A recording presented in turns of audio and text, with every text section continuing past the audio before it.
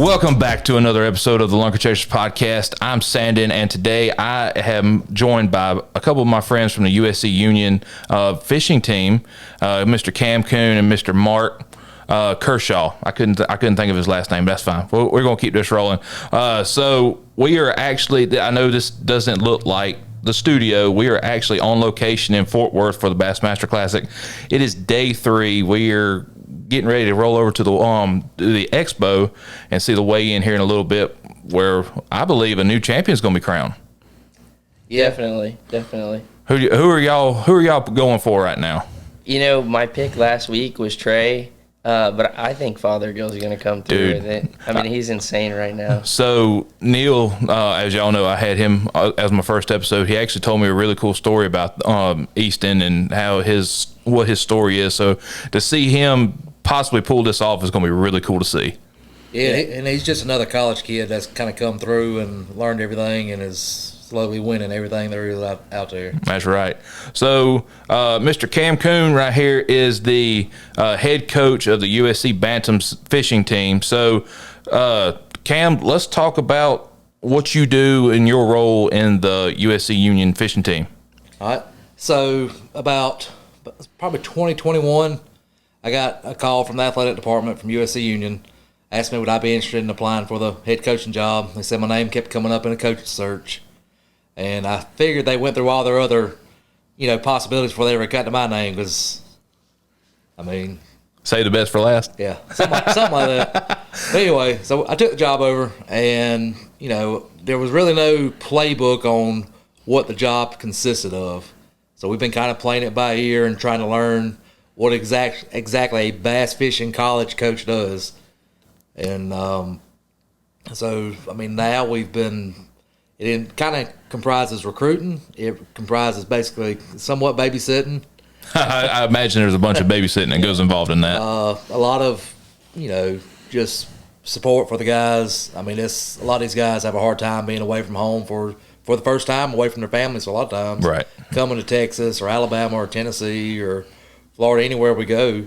And, I mean, they do have rough days on the water. Mm-hmm. I mean, I guess you got to be that support system for them since they're away from home and they don't have that immediate support that they're not used to. Exactly. I mean, they're still 18, 19-year-old kids. I mean, they're still kids in some ways, even though they're adults. Mm-hmm. And it's just kind of their first big step of growing up.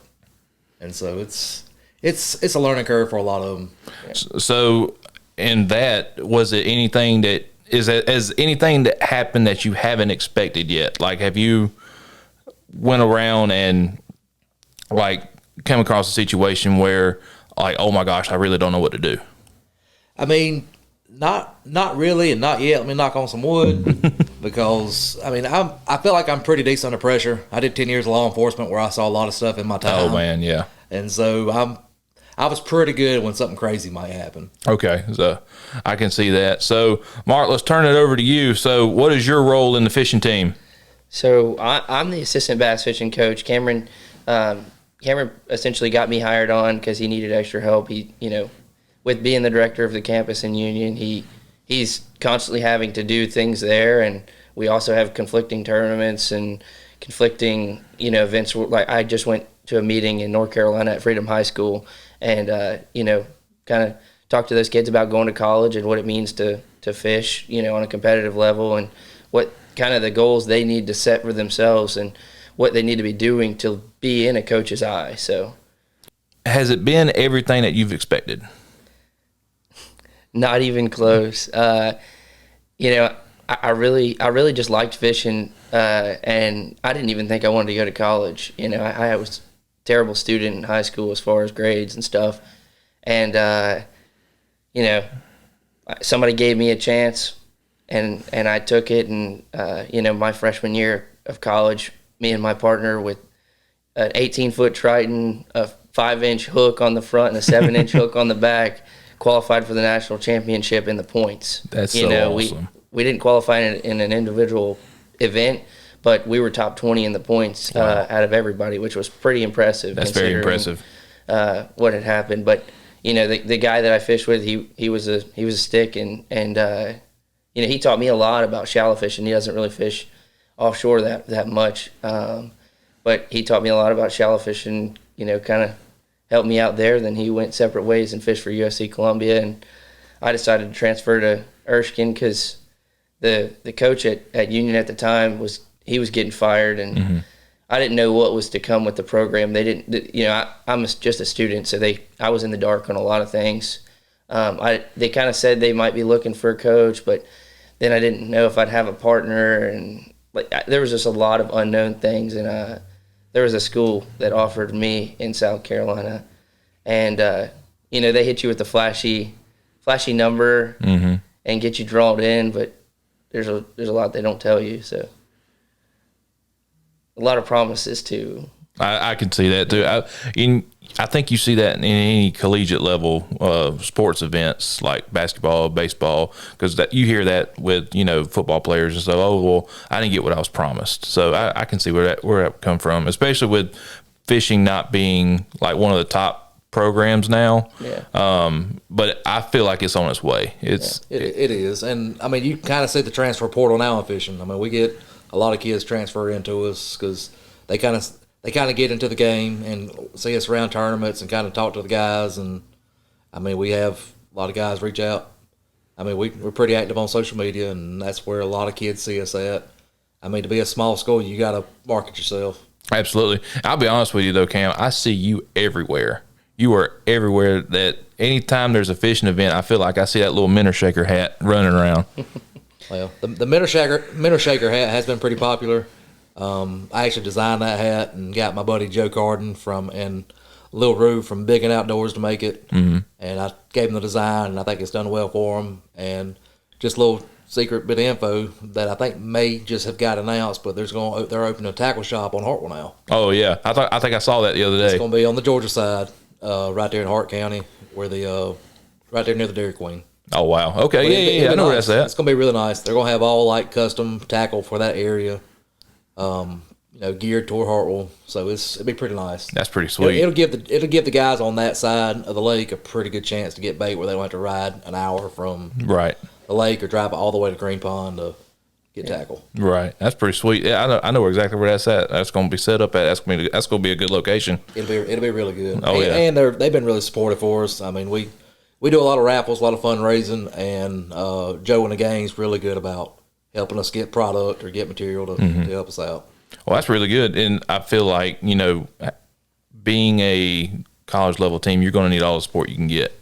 We need it. I'm blessed that the school gives us the support they do. I mean, I think even the main USC team doesn't get a lot of help from the Columbia campus. Oh, wow. But luckily, USC Union really backs us. I mean, they're in the process of building us a boat storage facility on the Lawrence campus where I'm the director of, and it's going to be, it'll be massive. It'll be one of the nicest in the country. Oh, that'd be really good. If you think of what like Alabama or Clemson has for their football team, we'll have that level for the bass team. That's going to be awesome. Here, and it's, right here on campus, free boat storage for the guys, and we're pretty excited for it. It should be a couple months out, maybe within a year. That's going to be pretty sweet. You're going to have to invite me over so I can check that out. Oh, we're going to have a ribbon cutting, and everybody that's in the fishing industry. We're going to set up a podcast table right there. Oh, we got a room for it. We got some guys want to do a podcast room, and we got a room on that back side of that little lounge area that we're going to do one in. Dude, that's going to be sweet. Yeah. Yep. All right, so we'll exchange the invite. Absolutely. So I tell you, let's kind of change gears a little bit. Let's talk some fishing stories. Let's talk some. We'll start with you, Mark. What is your? Well, first off, it can't be the LunkerChasers podcast. I need to know, what is your PB? What is your biggest fish? I'll help Mark out. Mark's is about 3 pounds. Yeah. I've been carried, all through college. Jacob Butts, he's the big fish catcher. So 6'10" to answer your question. I caught it at BFL and Santee. matter of fact, I think 6'10" was my first PB. I don't know if I can count my current PB though, because I caught it on a brim with John Cox. I remember that, dude. That was a cool trip. John's actually, I'm gonna try to have him on here pretty soon as well. He's a good dude. He's one of my favorites. Obviously, with him fishing the Classic, he couldn't be here today. So that's how we got the invite. That's right. Turned it down. That's right.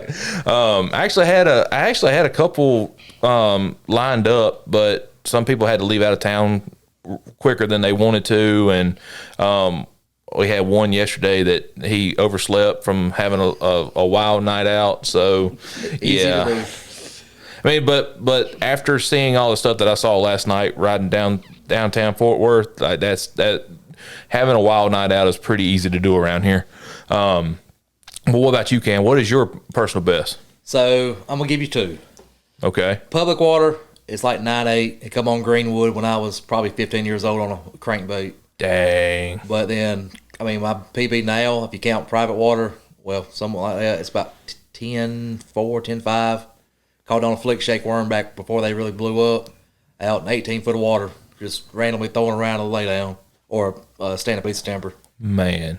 Yep. So I've never actually had it done like that before. I've never said, public water and private water. It's all just kind of rolled into one. But that's a pretty cool way to break it up. The inside joke with me is, I mean, I'm blessed. I've got a lot of smaller lakes I get to fish, and all my guys give me trouble about fishing, quote, stock ponds. Yeah. Because I've got some really good juice holes. Now, I'll be honest with you. I do be seeing some of them crappy pictures you be posting, and them some nice crappie. I got one place where you can go catch some 2 and 3 pound crappie, but you're not going to catch many of them. You have to work on them. Live scopes definitely help that out a lot. But I'm learning from some of the best minnow shakers on how to shake the minnow to catch them. No, I imagine. I remember seeing you at the expo a couple weeks ago up in Greenville, and you were getting a bunch of crappie stuff from Marty. Yep. So, well, I actually took his stuff out. That's what those pictures I posted a couple days later were from his baits. Oh, man. Marty's a good dude. We're going to have him on as probably in the next 2 weeks or so. I've reached out to him about doing some stuff. So, all right. So let's talk a little bit of traveling experiences, like with college bass fishing. What's your best and your worst experience you've had? Do you think you could guess my worst? So, they're hard, to go 14 hours or whatever. And frankly, I was a person, I like to put the time in, especially when I was grinding on it really hard. I really kind of relaxed on it the last 2 years.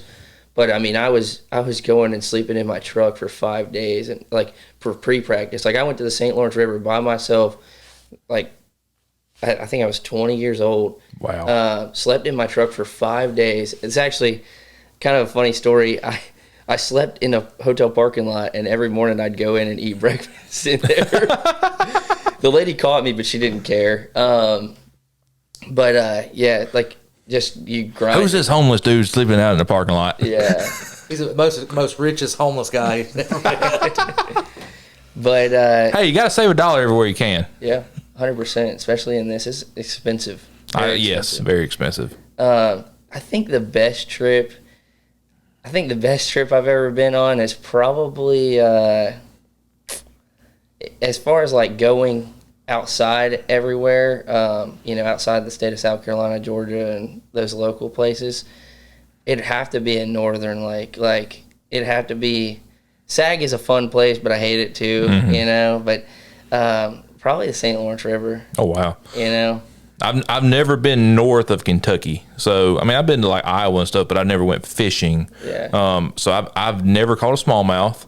We're going to change that, by the way. Yeah, I actually last summer I actually asked Cameron. I was like, "Hey, I see you going out in the Broad River and catch a bunch of smallmouth." Don't tell that. Oh, Cut that. We'll cut that out. So Cameron gave me a private pond that has smallmouth bass stocked in it. Yeah. And he's like, hey, if you go down this path and jump the fence and then run through the bull pasture, he's like, then you're at the juice hole. The smallmouth pond. The smallmouth pond. Yes. What's funny about that? We actually went to SAG, and this past year, and I had some issues with my trolling motor. Actually, every single day, it was pretty insane. That is the most frustrating thing. Yeah, it was either a battery issue, there was a board that got fried, and then there was another battery issue. Like, it was the worst thing ever. I stayed up there for like 2 weeks because I went straight from Sag to St. Clair, which, by the way, as far as college fishing goes, St. Lawrence is my favorite, but St. Clair is the best fishery I've ever been to. I've actually heard that multiple times. There's a bunch of the elite guys that love going to St. Clair. Oh yeah, it's like catching fish in a barrel. Like, you could literally stop anywhere in the middle of the lake. You don't have to look for structure. You don't have to look for anything, and just cast at dots or drag a drop shot around. I mean, it's insane. So I think we need to have a trip up there then. Yeah, Let's go. Let's have we'll have a what do they call it, a business trip. Yeah. A business recruiting trip. That's what it'll be. Yeah. That's all we need. But he is right. The St. Lawrence River was my first college event I went to as coach. Yep. Fun fact. And, Oh, wow. And I was not going to the mecca of smallmouth fishing and not fishing. So I actually rented a john boat up there in the river and drifted down the river with no graph on the boat. Literally drug a drop shot with a flatworm when they first came out. Yeah. And a little Z-Man tube that I like, put on drop shot, and I mean, we absolutely smacked the smallmouth. That is insane. I also hooked a giant muskie on a drop shot on 8-pound line with a flatworm. And how long did that last? It lasted long enough to the boat until I realized it was a muskie, and it broke my hook in half. Oh my gosh. But it was about as long as probably the table we're looking at now, which is a pretty good one. Dude, that's a giant. Yeah, I fought him for a good minute. I didn't know what it was at first, and I thought it was like a Just big old catfish. Big old catfish. Yeah. Well, we were on a grass line, and fish busted, and I thought it was like some type of bass, largemouth or a smallmouth or something. Yeah. And I had a drop shot, man. I just pitched to the corner of it, and all of a sudden I felt doom, and then zzz, There it goes. and we just holding on. And when it got to the boat, I said, "Oh crap!" Oh man, there's a lake up near my uncle's house. My aunt and uncle's in North Carolina, and they got a lot of muskie. And I know which lake you're talking about. Yeah, and it's Lake Adra. If anybody knows, you can't get to it because they need to dredge it out with the hurricanes and all the stuff that's come through. But I remember fishing with him one morning and I actually saw a muskie jump, and it was every bit of 40 inches, and it just jumped and it looked like a giant snake just coming up out of the water, and I was like, whoa, that was a really cool thing for me to see. The state record South Carolina muskie actually comes from that lake out of the waters, from the flood waters, and gets down in the Broad River. That's how we get them in our area. Okay. There's a couple. There's not many. I've seen one personally in person there. I never knew that there was like pickerel in like Hartwell and Murray and stuff. Clarksville's got them really bad. Really? Clarksville's got them a lot. So I fished a BFL on Murray, and I actually caught one. I caught 3 that day, but I caught one that was like 8 pounds. Yeah. And I was like, cause I threw my little jig underneath the dock, and as soon as it fell, like, I'm feeding it line, and as soon as it hit the bottom, I reeled down, I pulled up, and I saw that line just shoot off. I jerked, and I was like, dude, this is a good one. Get the net. Get all the way I get it halfway to the boat and never even saw it, and then it come up, and I'm like, you got to be kidding me. It's like, I didn't even think these things were real in here. I'll give you 2 stories on jackfish real quick. That back when I was probably 10 or 12, I was riding around fishing with my grandpa for his little club trail he had back in the day. Mm-hmm. And we went to Secession, and I'm not a big Secession guy. Like, that's not my favorite lake. It was in December, so the water was down. We were throwing shad wraps, and we caught a jackfish, and it turned out it was like, somewhere between a 9 and 10 pounder. Golly, and at the time, I'm pretty certain it was a state record. But that's before smartphones where you could just research everything. Yeah. So we threw it back, and then I'm reading a little book. A couple weeks later, I'm like, I'm pretty sure. We definitely broke that.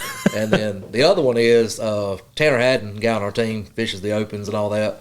Well, he was in the last Clarksville one, and he thought he had a giant on in like 60 foot of water, shaking a minnow. And it turned out to be a jackfish, a giant. Whoa. He was mad because, who thinks you're going to catch a jackfish in 60 foot of water? Right. Especially when you're looking at it, it's like, oh, dude, that's a big one right there. Yeah. I at 60 foot, I would suspect it's probably going to be like a big striper or something. He said he thought it was a bass, and it hit everything like one, acted like one, and then he got to the top, and it was just a 6-7 pound jackfish. Golly ball. Well, I can say that I have never, I never knew it. As a matter of fact, in another BFL, behind my guy, we were fishing Hartwell. We got in this back of his pocket, had one smack, and I do mean smack, a buzz bait. Like, blew it clean out of the water, the whole 9 yards. He come from like a little bit of a distance in the grass, and back when Hartwell had a decent amount of grass in the backs of the pockets, he comes straight out like you saw it. He just hit it, waked it and everything, waked it the whole 9 yards, and just shot up with it. Like, bro, that's a giant. He goes, nope, pickerel. He knew. Well, I remember. I'm old enough to remember when the hydrilla was on all these lakes. Yes. And the jackfish were really bad then. I mean, you could go to Clark's Hill or Murray or anywhere that had any amount of good grass in it and throw a floating worm and just get destroyed. You'd catch 10-1 jackfish to bass on a chatterbait back when they first came out and a floating worm. Oh man, I remember it's probably 15 years ago. We were down on Clark's Hill. We went and stayed at Elijah Clark, and we had catfish rods set out, and we couldn't set the catfish rods out. I mean, water was 25 foot down at that time. We couldn't set the catfish rods down because of all the grass. Like, you throw it out there and let it sit, and you wouldn't get a bite for hours. You reel it up, and your thing's just covered in hydrilla. All right, so now let's kind of go back into the college fishing. Whenever you got the job, what was the first thing you did? So when I first got the job, the first thing I did was try to figure out how do you recruit for a bass fishing team. There wasn't a whole lot of websites out there. I didn't have coaching contacts. I mean, it was just, me trying to figure out how do you sustain a team, because at the time I only had one guy on the team when I found out the job. Well, how many guys do you have now? Some days it's 27, some days it's 24. Depends on how some of them But that's pretty good for us, because we're, like I said, primarily we're a 2-year school, but we have some 4-year degree options where some guys can stay and get a bachelor's degree, and that's really helped us out a lot. And because we do offer some good online 4-year degrees that have really helped benefit some guys, that's what Mark's doing. Yeah, that's exactly what I did. And so what are you majoring in? Business management and administration. Okay, Yeah, so that's really good. he's gonna be my manager next. Yeah, you need one. I need one. He's the one that almost booked his appearance on this podcast. Yes, exactly right. He saw me. He was like, "Hey, we got to go on the podcast." And he's also going to negotiate the payment for this as well. For all this good footage we're giving. That's exactly right. So the best I can give you is a McDonald's Coca-Cola, and it's already been delivered. Well, we'll do good enough next time, so it's not diet. Yeah. Oh man. Let's see. There was another question I had, but to get back to your question about the first thing I did, I went and started social media up and started pushing that. I mean, like I said, Instagram has been great for us. We still do Facebook. A lot of the parents in the older crowd, like myself, like Facebook, but the kids really like Instagram. They like TikTok. They like. Oh man, there's a few other ones. It's just it's weird. I mean, we're trying to find that happy median, and I feel like in the next 2 or 3 years there's going to be another big social media something explodes. Yeah, something's going to happen for sure. Don't know what it is yet, but I promise you we'll be one of the front runners on that. And I'll be honest with you, rolling around the expo the last 2 days and just seeing all the kids and stuff, mostly like middle school age and stuff. There was one kid, he was streaming on Instagram. And I was curious. So I was kind of like just watched, and he had like 14,000 people watching him. What? And yes, and I was sitting there just watching. I'm like, I don't like whenever my page came around and stuff like that was. I mean, I'd never anticipated any of that kind of stuff happening, and then how that page just blew up the way it did, but. Just seeing that, I was like, but then you walk around the next corner and you've got other kids doing pretty much the same thing. Like they're recording TikToks at the expo, and they're, I think one of them even did something with Swindle, like doing in his meet and greet.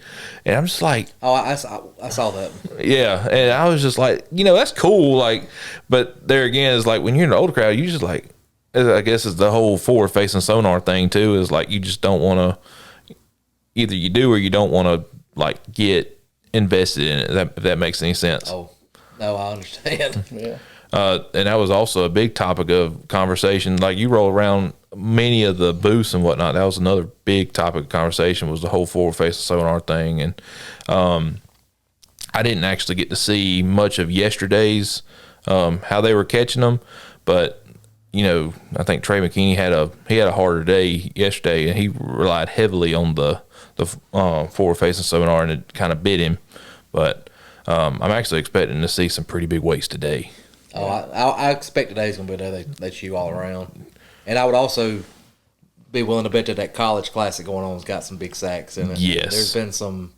There's 4 or 5 guys there that we know, including our 2 guys that are there, and there's been at least 5 over 9 caught in practice. Wow. Where is that? That's not on Ray Roberts? No, it's on Eagle Mountain Lake. Okay, that's right. That's actually why we're out here. We got 2 guys that qualified for the college classic, Caleb Hudson and Tanner Haddon. It's probably their last tournament together collegiately. That's, this size. You got to go out and bust a dirty 30 now, boys. We're hoping. They had 28 Monday, pretty conservatively, not trying real bad or real hard to do it, not trying to burn the fish up. Then they caught a 10 yesterday. Golly bum, dude. And they've seen a few more. They got one hot stretch that I think may pay off. But there's some other really good guys out there that are also on them. We got some buddies from Lander that are in it. Mm-hmm. Some guys from Adrian that's in it. Some other guys from Emmanuel we know that are in it. Yeah. So it's to be only about a 12 boat field. That was because it was a special invite tournament. Where you had to either win a tournament or finish so many spots in the AOI to get an invite. But it's pretty stacked in those 12 teams. That's always a good weigh-in to watch too. How they bring him around in the in the weigh-in arena and whatnot. I'd be willing to bet that you see some really good fish weighed in today on just that. Oh yeah, and that's going to happen. And this will air after this all happens anyway. So I'll probably put in clips of weigh-in and stuff because obviously we're all going to be there. So we'll throw in some pictures and clips going up through there as we're talking about it. Hopefully we have something to contribute to that. Like I said, 30-30, man, 30-30. Superstitious, but talking into existence. That's right, 30-30. I would just like to see a 30-pound bag today, just to be honest with you. And I thought we were going to get close yesterday with Easton's in the Classic, but because I felt like he was probably going to be sandbagging it just a little bit. I saw like the 28 pounds or whatever. I didn't realize that he was actually weighing fish and giving an accurate. Yeah. Most people weigh them and if it's a 5-pounder, it's like 4.8, 4.7. It's like Tyler Rivette said he had 15 on Bass Track and weighed in 20 something. Yeah, I think it was like 26 pounds. Yeah, so. And now he has to do the Mohawk for today's. Yeah, with Mercer or whatever. Oh yeah, did y'all see the Ben Milliken quail egg episode? Oh, no. Oh my gosh! So that was a bet that Mercer made with Ben. And he said, if you weigh in 25 pounds, I will eat a quail egg with you. Oh, I did say. I didn't know what it was. Yeah, that's what it was. It was from day one because he only weighed in like 8.2 or whatever. And then he goes in to weigh in and, he busts 26, 27 pounds, whatever it was. And he brought out the quail eggs like immediately. Like he had them in his back pocket. Like, oh, yeah, here you go. Just Mercer's face. That was just funny. I wonder if the quail eggs are as expensive as normal eggs now. Dude, I don't even know. So that's been one thing. Like I saw a video a long time ago. I can't remember. I think it was Fat Cat Newton and Brian Robinson. Brian just straight up chucked 3 of them, back to back to back. And I'm like, I don't do anything like that. I cannot. I couldn't even imagine stomaching something like that. No. But just fun. It's just fun entertainment stuff. I love it. It's good for the social media, like we were talking about. That it is. Yeah. So, all right. Well, I'm gonna turn it over to you guys for a minute. So I want y'all to tell me, in your own words, what is college fishing to you? To me, it's an unreal experience. I was talking to these high school kids just last week, and I told them, I'm like, if you're gonna go to college and you're gonna do it to its full potential. I've made the best memories of my life doing this, and meeting people in the parking lot, and putting the boat in the water or whatever. Just meeting great people that I'll be friends with forever, and all the experiences, the stories.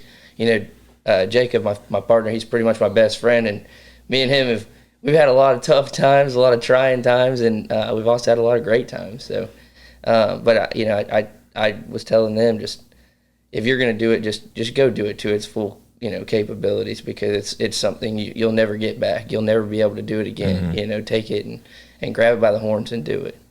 I totally get that, because I'll be honest with you, there's been a lot of missed opportunities that I've done or that I've missed out on just like I can do it later on, and next thing you know, it's 2 or 3 years later, and you're not doing anything. Yeah. So it's a shame that college fishing wasn't really around when I was coming through school. Same. I mean, it just kind of started when I was at Presbyterian and all that. Right there, my last 2 years was when you started seeing the first college teams pop up. Yeah.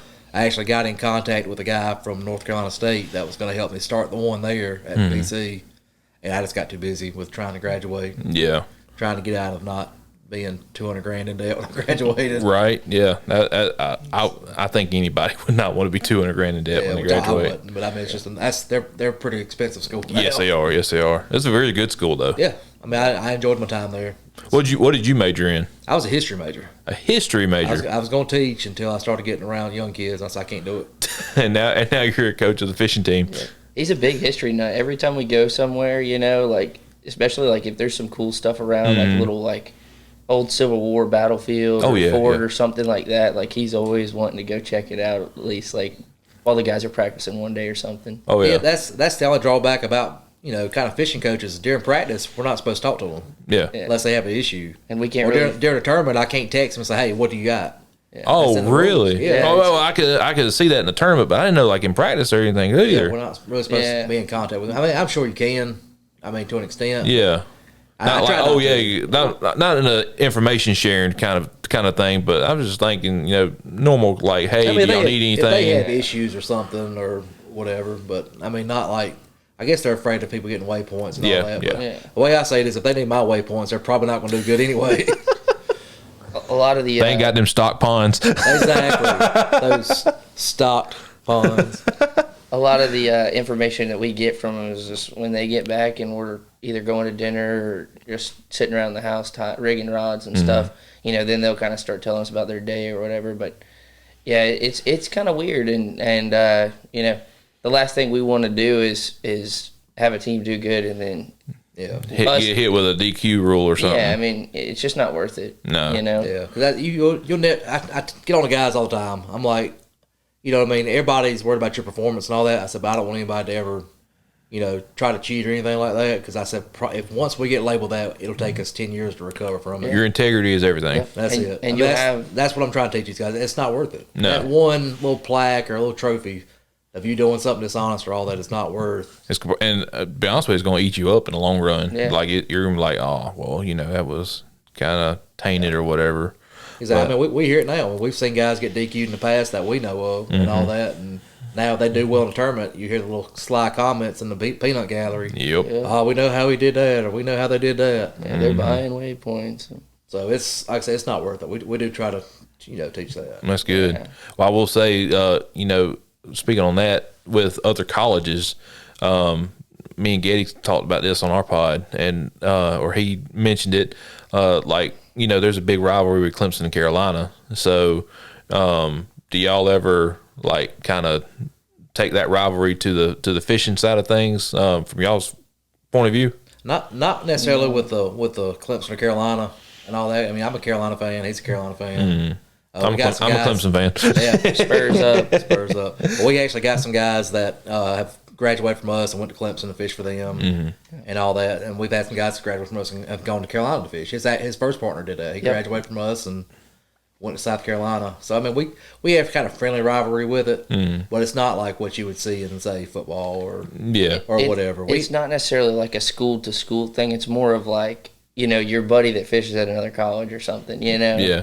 But we do talk junk about it. I mean, we got a guy that graduated yesterday. I'm going to tell a story about old Gabe. Yeah, do it. But he's fishing that Palmetto Bowl Clash fundraiser that's going on in Hartwell. Yeah. And we would have fished had we not been here. Yeah. And so he called last night. We were messing with him. I said, I just want you to know, Lenore Seller's been practicing. I don't know if y'all going to be able to stop him. I said, get on Instagram. He's been bass fishing for the last couple of weeks. He's on it. Because I saw the photos of him at Monticello. Yeah. And so apparently the whole Clemson team thinks that Lenore's is going to come fish that tournament this morning. Yeah, he sat there and messaged their team and said, "Hey, I heard Lenore Sellers is coming to fish the Palmetto Bowl," and they're like, "How do you know that?" And he's like, "I have my sources." He's just gonna look like an idiot. But shout out to Gabe. Yeah, shout out to Gabe. Gabe's a funny guy. He's a good guy. Man, but he's very gullible, man. Let me tell you what. Them 5-pounders on the tee dock at Green Pond. Yeah, that's the hot spot.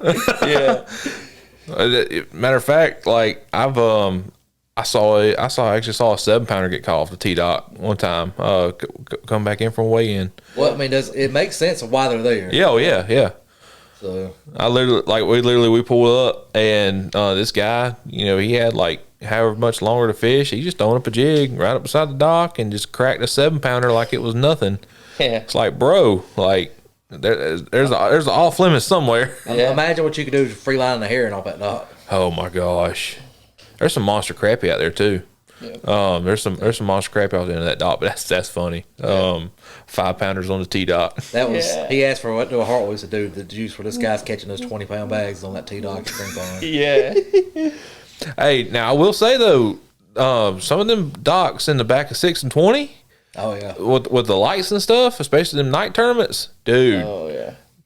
Them are some big spots. You can catch big spots off of them too. Yeah. Those are big spots to hit up for sure. Oh yeah.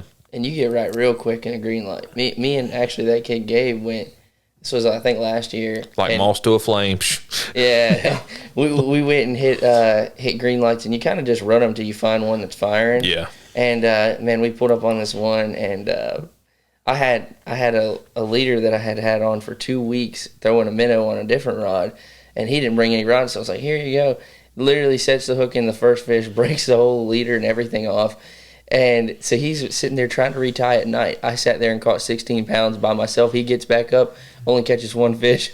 Good gosh. By the time he got it all tied up. You didn't caught all the fish off the light. Yeah, he was mad. Well, I remember, speaking of green lights, we went down. There's 2 green lights on Greenwood that I know of on I think it's near the co-op or whatever, the co-op property. We just had me rolling down the lake one night about 11 o'clock. Not fish tournament. Me and a buddy of mine went just free fishing. Well, you see that green glow and you're like, oh, like I said, moss to a flame. Let's go over there. We rolled over to it. Dude, it was like a figure 8 of nothing but like bait. And then you just see the big shadows underneath, and then they'd make one little jump, hit them, and we didn't catch anything off them lights. But that is some of the coolest things that you can fish that I think of. That's the problem with Greenwood. There's only like 2 or 3 on there, and so everybody's just taking a number. Now, I will say, though, there's a dock down at the lower end of the lake. I'm giving y'all the juice. I'm giving y'all the juice, too.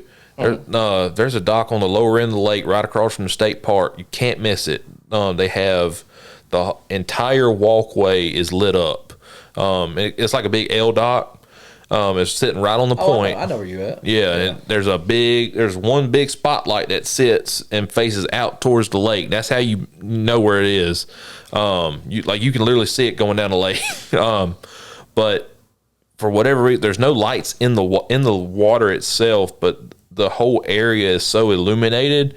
Dude, we went around there with like big worms in the summertime, just flipping up around there and just cracking them. Like we probably had 20 pounds in 4 fish. That's pretty good on Greenwood. That was probably 3 years ago. Yeah. But brush pile fishing on Greenwood was really good. See, I don't ever go deep. I like to shallow bite at Greenwood all year round.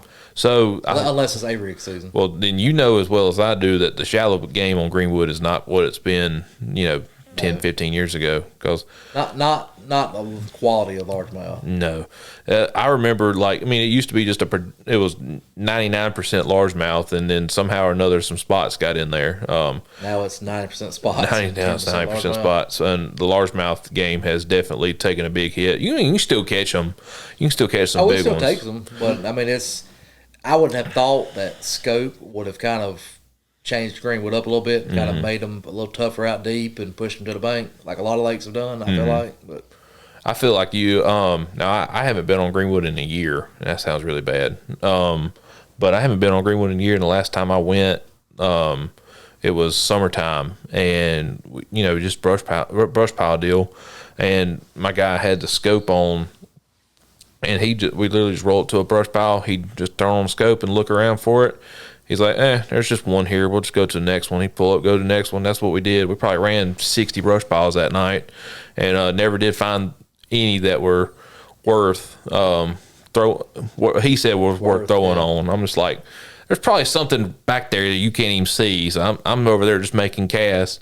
Ended up catching one or two, but yeah, Greenwood's definitely changed, and but I feel like if you can catch them on Greenwood, you can pretty much catch them anywhere from how diverse that fishery's gotten, and actually, and how much harder it's got. It's not an easy place to fish, especially because it's almost like a Russell mixed with a little bit of a Murray. Yes. To me, I mean, it's the way they bite sets up a lot like Murray, but I feel like the size wise is a lot like Russell. Yeah.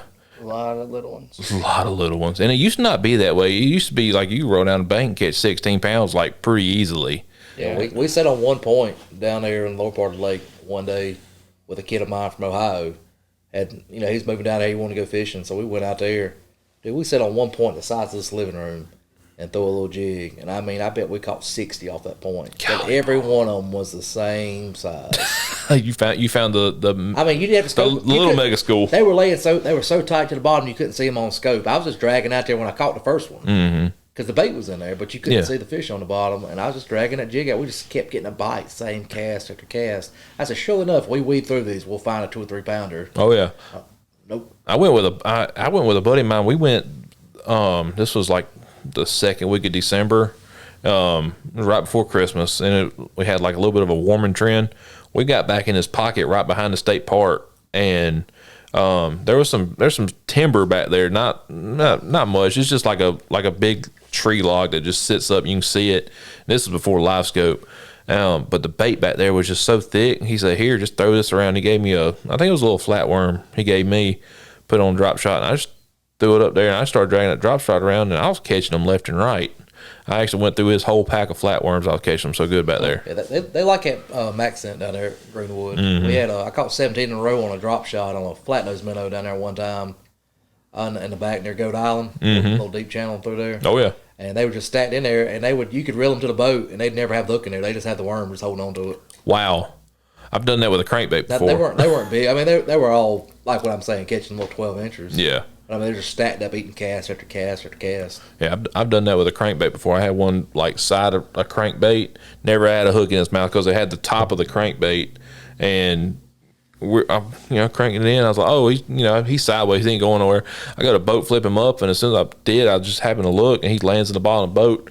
He's got the crankbait sitting sideways, and both the hooks are facing out, and they're not even touching him. I was like, whoa, that's crazy. We had a buddy the other week had did that with a spinnerbait with one about 2 pounds. He never had the hook in there. He had the wires kind of lodged up top.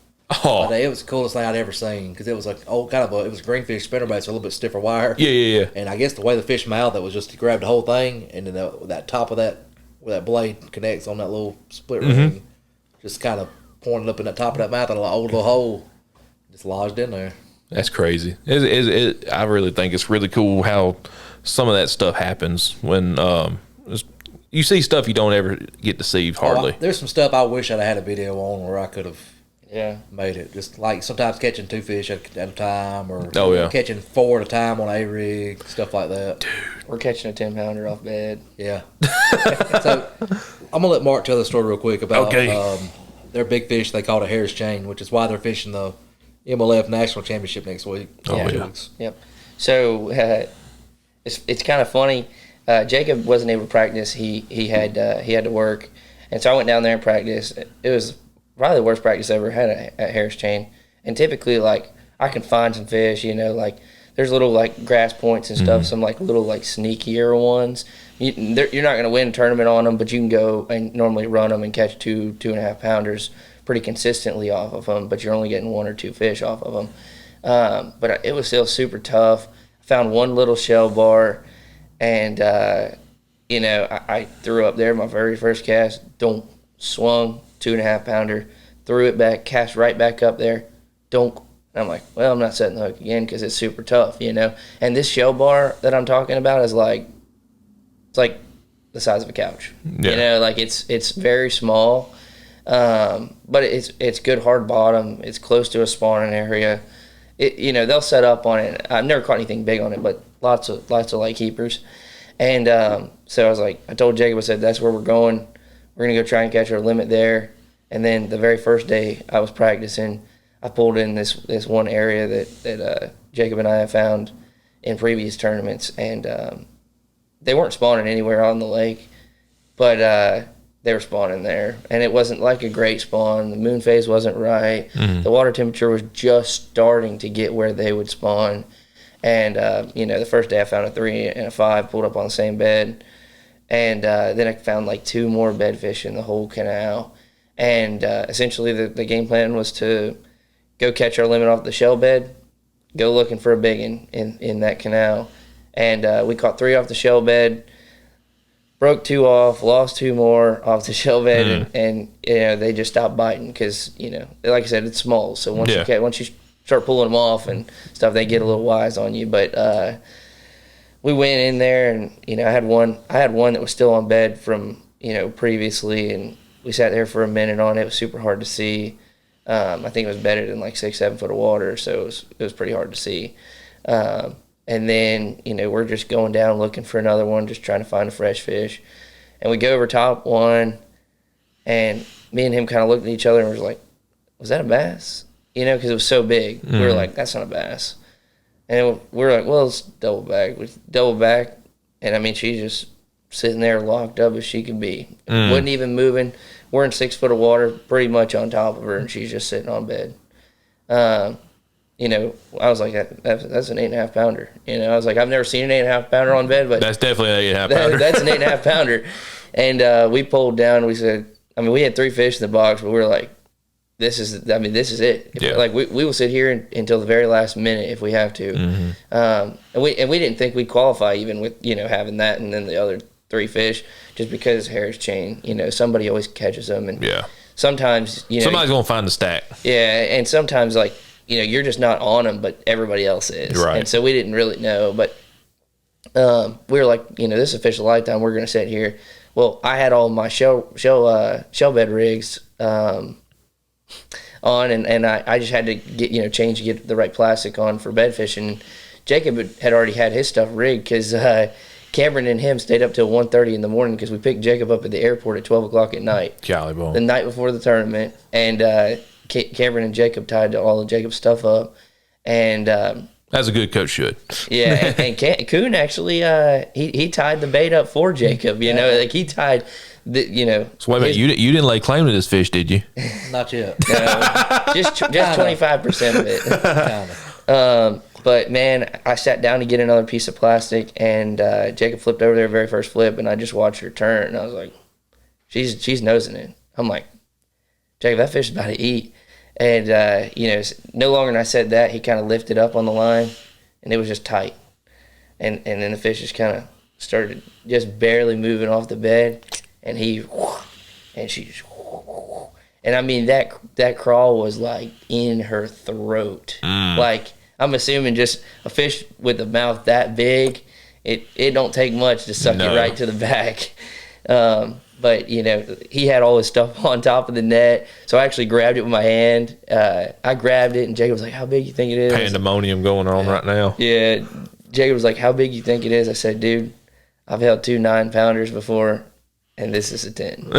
I'm like, this is the biggest fish I've ever held. And, I mean, I'm holding it up, and it's coming down past my knee. You know, it's just that's got to be such a good feeling. Freak, yeah. We threw it in the live well. There was actually a dude on the bank right there, just, you know, some bystander, and he was like, that was a big fish, man. And, you know, we were just, you know, tickled pink, I guess, essentially. You know, we couldn't be more happy in that moment. Oh, I bet. I'm really glad that knot held because, like I said, I tied that knot. So shout out to Gamma Fishing Line for the good line, and Z-Man on the bait. Oh, absolutely. Z-Man crawl. Actually, I have a funny story, like part of that story. When we first went past it, there was a guy idling right behind us on a big motor through this canal.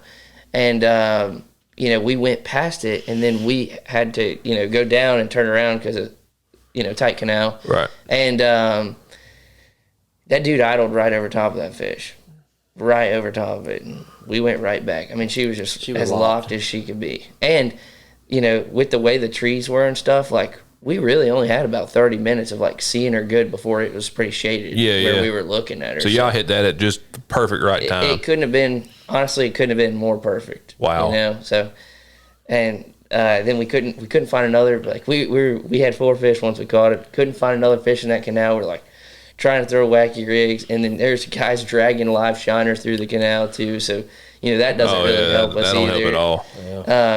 Pack it up, go home. Yeah, and so we luckily scrounged up. I think I caught our last keeper on a trap just on the windiest bank I could find in Harris on the way back into the ramp.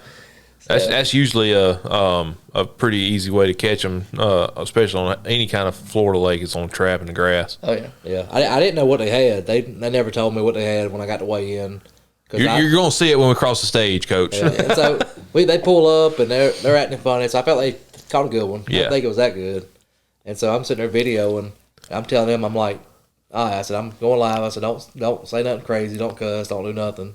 And they pull it out, and I slip up, and I said, holy shit. Yeah. On the video, like them pulling out the live well, like it just slips out.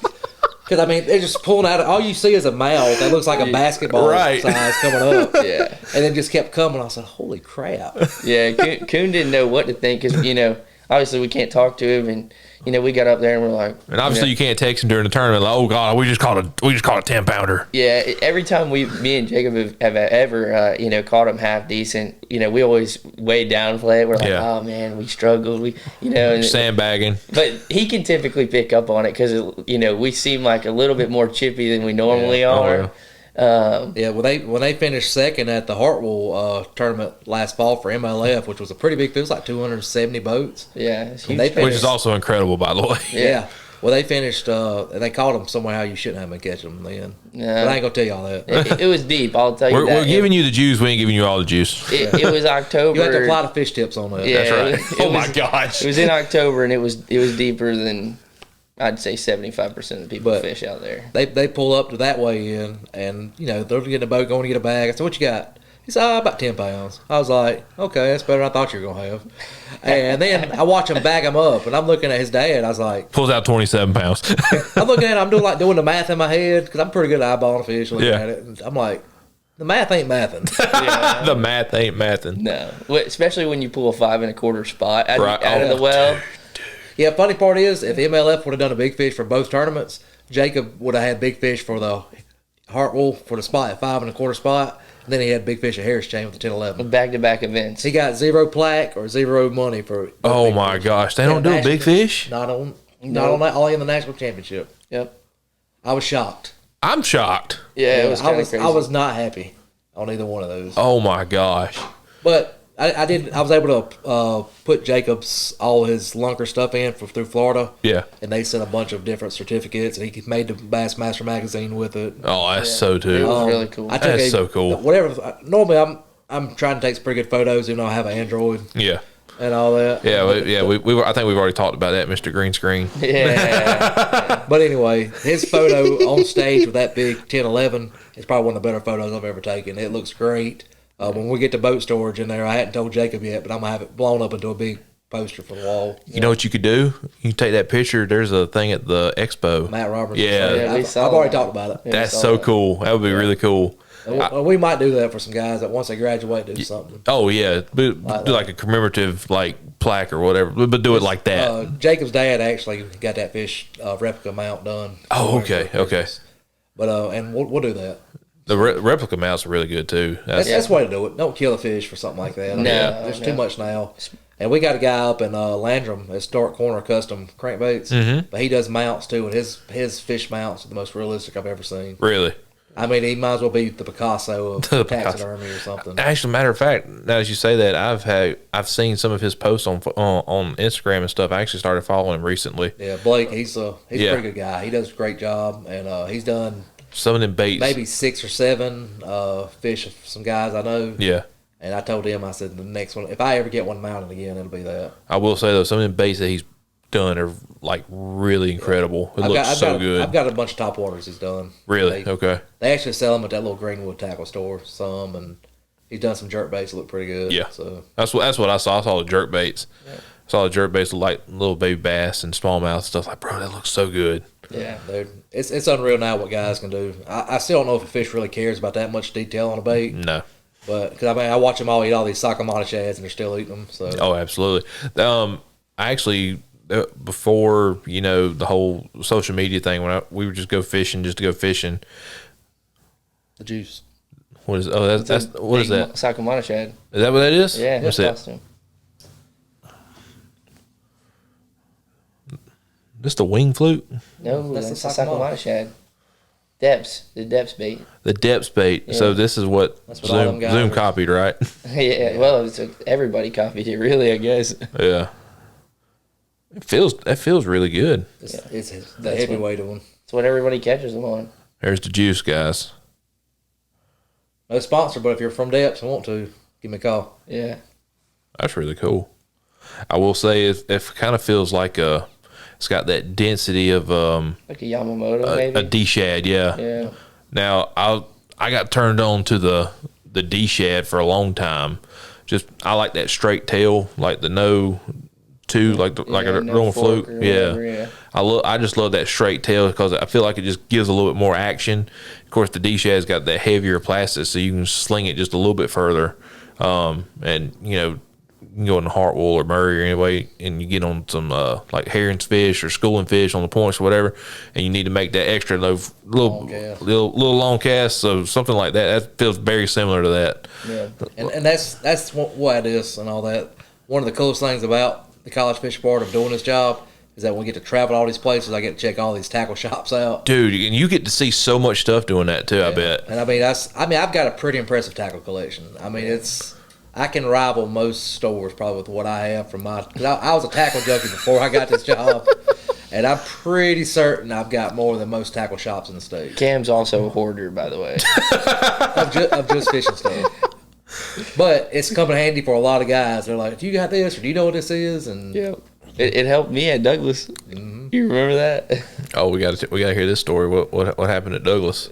Well, so you opened the door? Yeah, I did. So me and Jacob the year prior to that fished Cherokee, and I had a willow vibe at that point, and I sat there and kind of murdered him one day on a willow vibe, but we couldn't catch the right quality. But I mean, it was like almost every cast with a willow vibe. So we went to Douglas, and Douglas was pretty tough for us at least. There was a lot of guys that were catching them, but we couldn't really pick up on that. And some of what I heard before, off limits and stuff like that, was a lot of guys go and they trap the backs of pockets and creeks and stuff, all those little feeder run-ins and stuff.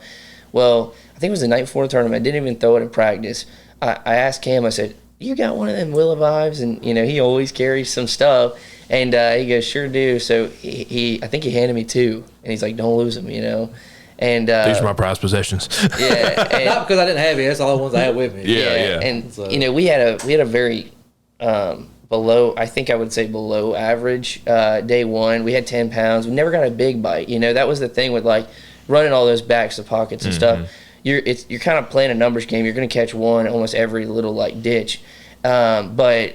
You just need that big one to set you over. You need to get that lucky 4-pound bite to kind of get you to the 12.5, pound mark. And we never got it on day one. So, me and Caleb Butch were like, okay, well, we never got that big bite yesterday. Let's go try it again today, the second day. So then we did that, and, very first creek we pulled in, actually, and, sitting there trapping off the front of the boat, one just pops in the middle. Didn't even look big, nothing. Something just popped like 10 feet in front. I just backhanded my trap out there, and literally I was reeling it. I gave it 2 pops. 4-pounder locked it up. And so then that was our one lucky bite. Yeah. And then, then it was just tough. That whole bite was a really tough bite. You're doing it all day long kind of thing. But we sat there, and as we were coming out of the creek, we watched these kids pull up to this point with a jerkbait, literally catch one every cast for like the first 15 fish. And me and Caleb looked at each other. We're like, dude, we need to do that. Like, we need to get a limit in the boat before we really try and do something. So then we start running points with jerkbait. It's not really happening. Well, then we find this one point, and there's just so many fish on it, like just roaming on it. Mm-hmm. And Caleb's like, these are bass. Like, I think they're bass. And I was pretty much done. I had given up on it, because like we sat there for that long. It was probably about 30 minutes we sat on it without getting a bite. And, Caleb threw a Ned rig up there and tick, set the hook, broke off. And he's like, that was a fish. I swear it was a fish. And, me, I'm kind of like doubting him. But then okay, whatever. Yeah, he had broke his leader off and everything, or it was too short or something. So he's down there retying. Well, I'm up there and I'm looking at him. I'm trying to cast to him with a jerkbait. And then I had tied that Willa vibe on just because I was like, it's just they're eating small bait. There's a lot of, small threadfin dying and stuff. And I pick it up, very first cast, hook one. Get it in the boat. Then the next cast, catch another one. Next catch, catch another one. Then they start erupting on the point. Like they got bait shoved up there, and they're just destroying them. Wow. And then Caleb hooks two on the same jerkbait. The bigger one, stays on. The little one came off. Gets it in the boat. It usually don't happen that way. No, gets it in the boat, and then then we got the ball rolling, and we got like 12 pounds, 13 pounds, which was better than what we had the day before. We had 10 pounds because we never got a good bite. Right. And so then we just run around. And I'm throwing this little Willa vibe, and I think 4 of our 5 fish that day were weighed on a Willa vibe, and it just ended up being the bait, and we just ran points, and they were just chewing it for some reason. I mean, there was no rhyme or reason about it, but I think everybody was throwing a jerkbait. Everybody was throwing a single swim bait. It was just something a little different, and there was color on the water. There was a little bit of wind, so the conditions were just so perfect. Yeah. But everybody was throwing a jerkbait, and that little Willa vibe was just getting bit like 3-1. It's really cool when you can find something like that sets you apart from everybody else. Like, yeah, and it's something that's not a lot of guys are going to throw. Right. But that's or why not a lot of guys going to have them in their box. Either, yeah. That's why I tote that 80-pound backpack around with all that tackle on it. Yeah. It comes in handy. I bet. When we're in Florida, I'm the most popular man because I have 400 jackhammers in the bag. Yeah, would Eddie's imagine got all so. the gambler baits. And I was the only one that knew what gambler was. What is it? The Big Easy Swimmer? The Big Easy, the Little Easy, the Komodo. I mean, I've got the gambler stuff. You can't not fish Florida without a Big Easy. Well, if you don't throw gambler in Florida, it's like not throwing Zoom in South Carolina Correct. or Georgia or whatever. It's like going to One of those regional deals. Yeah, it's like going to like Lake Greenwood or whatever without a salty chunk or something for your jig. But scopers don't know what that is. yeah, they don't know. They don't know anything it's like about going this. up north without a Sakamata shad Or drop shot. Okay, I was about to say I don't really know too much about that because, like I said, I've never been that far north. But hey, Hartwell with a drop shot though is really good. Did you see the new RoboWorm color come out here at the Classic? I did. It's the It's green pumpkin top with the morning dawn bottom. correct. Yeah, I bought a couple bags. Did you? Yeah. I saw. I think it was Robert G did the video for the Instagram or whatever. I saw that video and I looked at it. I thought it was really cool. When I rolled by the GSM booth, I actually took a look at it and I thought it was really really cool. Well, I'm gonna send some back with you when I send this bag of stuff with you back to Lawrence. And I'm gonna count them when I get back to my office. Make sure they're all in there. I'll give you the right pack. It might not be the right color though. Okay. Okay. Fair enough. I might have to do a payment on there. That's right. Hey, that's my tax for hauling it to South Carolina for you. Hey, so he's giving me it's cheaper than shipping. I promise you. Hey, wait a minute. There's a DHL. Dude, they're expensive. no. They're expensive. No, we asked about shipping a rod back or all that. The rod tube was $170. I asked him about the smallest box, and I mean it was like 12 by 12 by 2 inches deep or something, and he said that's $70-something if you fill it up. At this point, I would just buy the box and fly it on an airplane beside us. Right. That's what I told him. Buy an airplane ticket and just stick your rods there. I mean, our flight tickets for both of us here and back was all like $350. Golly bomb, dude. So, That's wild. Well, it's crazy they could fly us out here cheaper than they can fly that box back. Which is crazy. Like, there's definitely a problem and it needs to be fixed. Yeah. All right, Trump, get on it. Yeah, let's do it. That's shout out Donald Trump. But guys, I think there's been a really good discussion. We're sitting on an hour right now. We've been rolling through this pretty good. If you want another crazy story, I'll tell you about my worst college tournament as far as probably the biggest upset I've ever had. All right, let's hear your worst college story. Yeah, so We'll end on this note. yeah, we had already qualified for the Natty that year, and the last tournament was at the Red River, and we talked to Cam. We're like, can we go? Because the thing is, like, we do have a budget, and it's kind of like they were already qualified. It didn't really. We already were pointed out. We couldn't get any more school points. Yeah, and we weren't in the runnings for the points either because we got 100th place at Harris Chain. The very first tournament of the year. So we were really just going to try and win it, and that was the mindset. And we borrowed a boat from Palmetto Boat Center. Shout out Marty Walker. But it ended up being not so great for us. Obviously, it wasn't their fault, but whoever, it was a used boat they had on their lot. It was an aluminum rig, right? And we're going the Red River.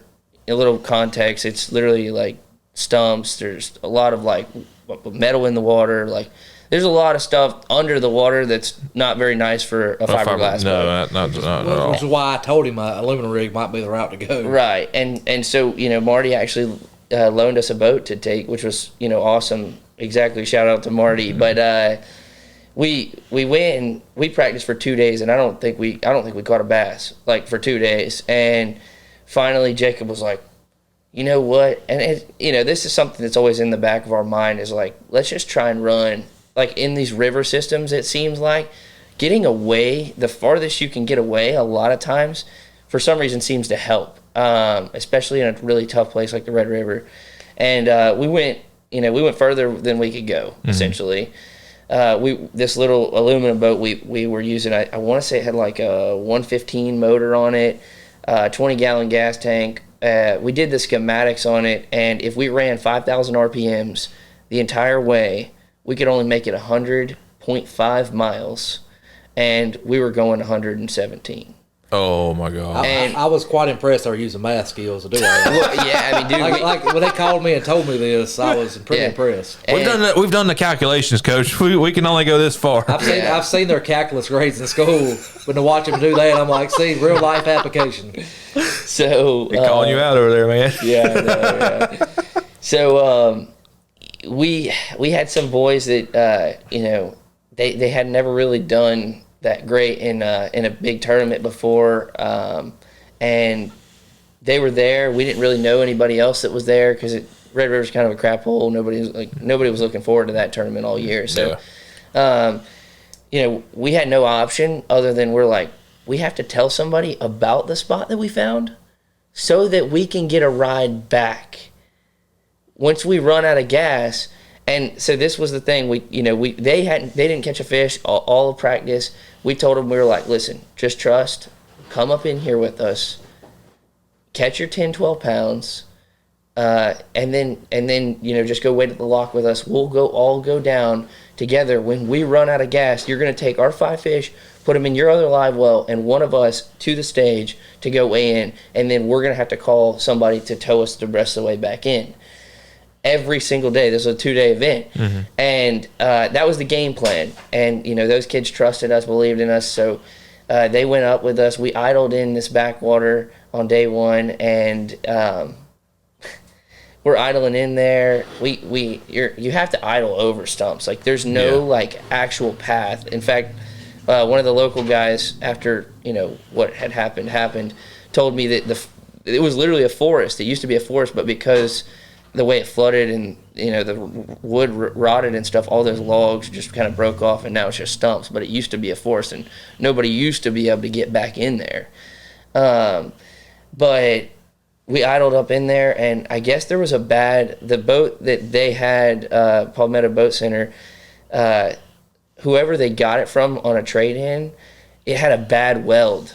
Oh no! And when we were idling in, and I mean, we're just idling over these stumps, we hit them hard, we're going to rip the motor off the boat, so we're not, we ain't stupid. Right. And it just, that bad weld just split in half, and we sank that boat. Oh, no. We sank that boat. We sank that boat actually in the exact same spot I hooked a 9-foot gator in practice. Oh, no. Yeah. And that's not good at all. The Red River is the type of place, you get 5 bites, and you're doing all right. You get 5 keepers, you're doing all right. And this backwater, we sat there, and I I can't tell you how many 3-pounders I watched Jacob just. They'd eat his jig when he was flipping the stumps, and he'd just slowly reel them to the surface. And they would let go of it, and then they'd come and eat it again at the surface. Like just super aggressive fish wanting to eat. And same thing. I shook off so many good fish with a frog. Had so many good fish on a mag draft in there too. We knew it was happening there. And basically, we're sinking. We put the boat up on the bank and just sunk it to the bottom. And we turned around and looked at our buddies, and we said, y'all give them hell. And they won the tournament. Wow. By like 2 pounds. Like 2 pounds. Out of nowhere. Out of nowhere. And they're 2 boys that have never done good in college ever. So to me and Jacob, we're kind of thinking just imagine what we could have done. Right. Right.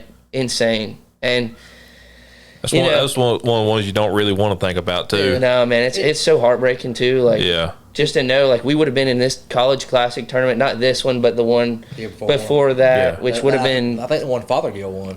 Yeah, and I mean, it was a tough one, right? We were really kicking ourselves on the way home. It was pretty upsetting. Man. Yeah. I can't even imagine. That's where I stepped in and cheered him up. Yeah. I played him the Edmund Fitzgerald song. Gordon Lightfoot song. He also played us the smallest violin. That's right.